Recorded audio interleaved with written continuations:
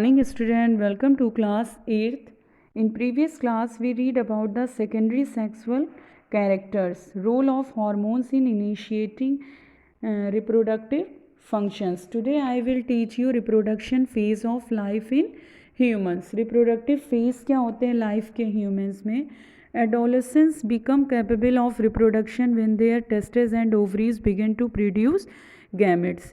Adolescent जो होता है वो एक ऐसी अवस्था होती है जिसमें रिप्रोडक्शन शुरू हो जाता है। वो अपने टेस्टिस और ओवरीज के थ्रू रिप्रोडक्शन होता है जिसमें वो गैमीट्स देता है। The capacity for maturation and production of gametes last for a much longer time in males than in female.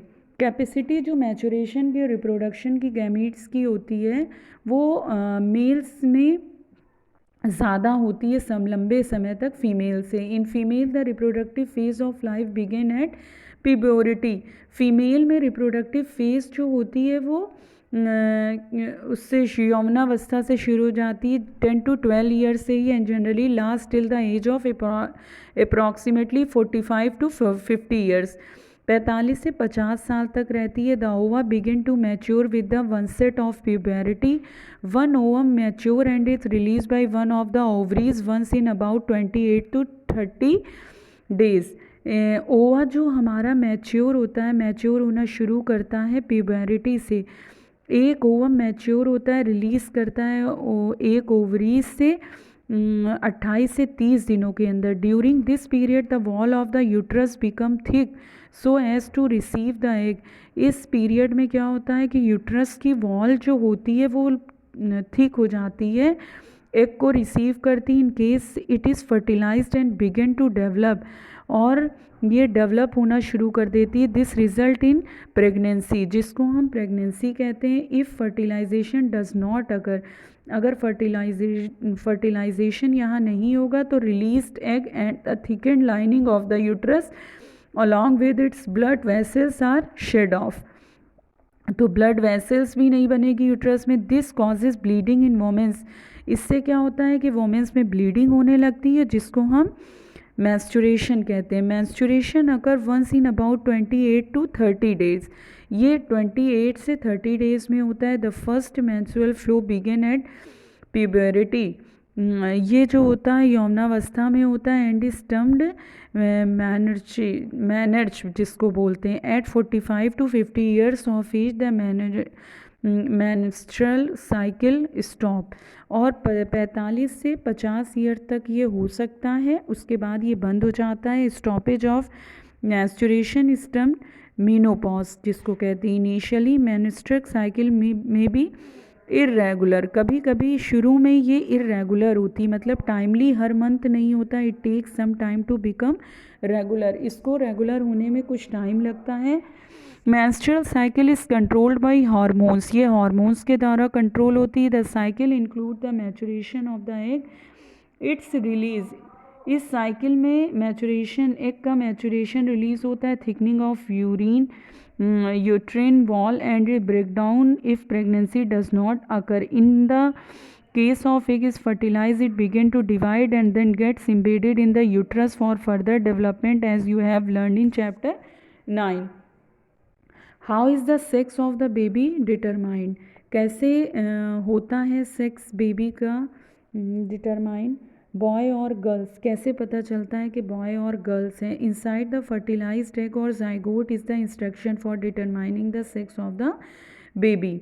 Fertilize egg और जाइगोट से ही हमारा पता लगता है कि बेबी में क्या है। This instructions is present in the thread like structure called chromosome in the fertilized egg. Recall from chapter 8 that chromosomes are present inside the nucleus of every cell. All human beings have 23 pairs of chromosome in the nuclei of their cells. 2 chromosomes out of these are the sex chromosomes named X and Y. A female has 2 X chromosomes. जो instruction present होता है thread like structure जिसको हम chromosome कहते हैं। इन fertilised egg में chapter 8 में हमने पढ़ा था, क्रोमोसोम प्रेजेंट होता है एवरी सेल के न्यूक्लियस में। All human beings have 23 pairs of chromosome in the nuclei of their cells. Two chromosomes out of these are the sex chromosome named X and Y. A female has two chromosomes while a male has one X and one Y chromosome. The gametes have only one set of chromosomes. The unfertilized egg always has one X chromosome. But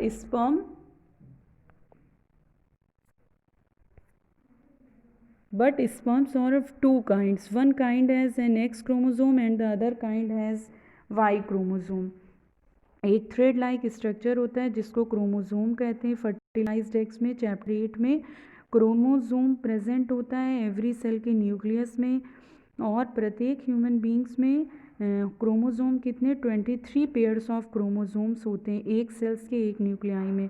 to chromosomes जो होते हैं वो sex chromosome X and Y कहलाते हैं. Female has 2 x chromosome रखता है जबकि mail जो है फीमेल में एक्स एक्स 2 क्रोमोसोम रहते हैं. जबकि मेल में जो होता है वो एक वाई एक एक्स रखता है. तो gametes have only one set of chromosome. The unfertilised egg always has one x chromosome. जो अनफर्टिलाइज्ड एग्स होता है वो हमेशा एक्स क्रोमोसोम को रखता है. लेकिन स्पर्म के दो तरह के क्रोमोसोम्स होते हैं. वन काइंड एक एक्स होता है और दूसरा वाई क्रोमोसोम. सी फिगर 10.4 को अगर हम देखें, when A sperm containing X chromosome fertilize the egg, the zygote would have 2X chromosome and develop into a female child. अगर मान लीजिए मैन का स्पर्म X क्रोमोसोम है, फीमेल का भी X है, तो वहाँ पर बेबी होगी. If the sperm contributes or Y chromosome to the egg at fertilization, the zygote would develop into a male child. और अगर मेल का वाई क्रोमोसोम और फीमेल का एक्स क्रोमोसोम मिलता है तो वहाँ पर बॉय होगा. Now you know that the sex chromosome of the father determine the sex of an unborn baby. वो आपके फादर पे डिपेंड करता है. The believe that the mother is responsible for the sex of her baby is completely wrong and to blame for her for this is totally unjustified. बहुत से लोग कहते हैं ना कि अगर बेटी हुई ये माँ की गलती है या ये मदर का वो है. ऐसा कुछ नहीं होता है. बेटी या बेटा, बॉय या गर्ल जो होता है वो फादर पे डिपेंड करता है. बच्चों, मैंने अभी पढ़ाया ना कि अगर मेल का वाई और मदर का एक्स दोनों मिलते हैं तो बेटा होगा, बॉय होगा. और अगर फादर का एक्स और मदर का भी एक्स मिलेगा तो बेटी होगा. You understand, children? I hope you all understand. We will continue next topic in next video. Okay, thank you, children.